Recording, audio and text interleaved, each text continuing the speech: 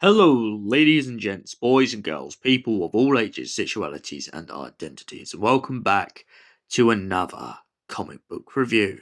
And today's comic book review is none other than Port of Earth, issue 11. People in life often make foolish mistakes, and most of all, people often bargain away things they wish they never had of. This comic book starts off with the human race in such desperation to help reach themselves out to the stars that they would be able to see the universe through its eyes and survive the terror of war, famine, and disease. But soon they learn that these things they took for granted, the dangerous treachery of their own world, would stretch back and slap them back in the face. The humans agree an alliance with an alien species that they will make a pathway to allow the species to travel between planets and universes. However, upon making this agreement with this species, they soon learn that the species has other plans. For one, they want to bomb a whole city in order to stop a disease just to find patient zero. However, it turns out there is no need for patient zero, as the disease doesn't really exist. However, only a split few of freedom fighters who know the truth behind the current situation, but can't say too much, know what has really become of their planet. It has become a battleground, enslaved by its new alien masters, and they have no sympathy for the human race. They just want to subjugate like they've done to every other civilization across the cosmos, and Earth will be no exception.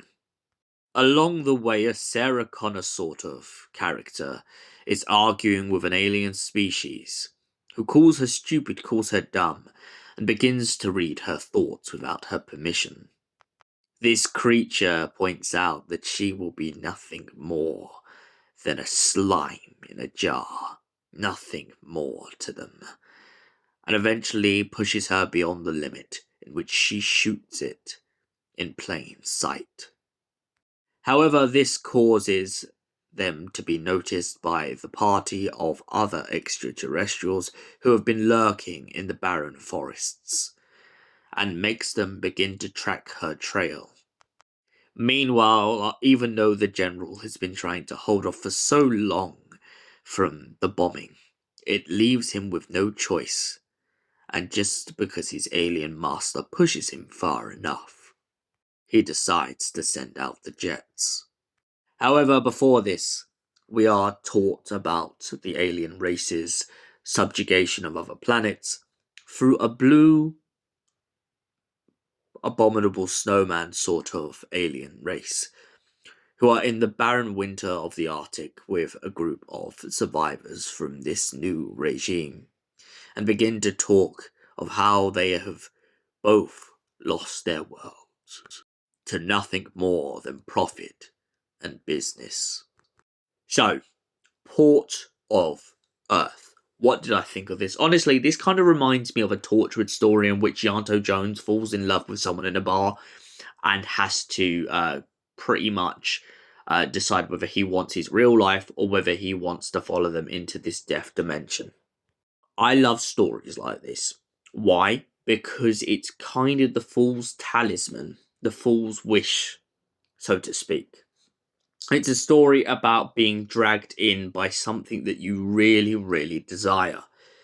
And in this one's case, of course, it turns out to be nothing more than the fact that the human race desires to get rid of all their problems, all their plagues, everything.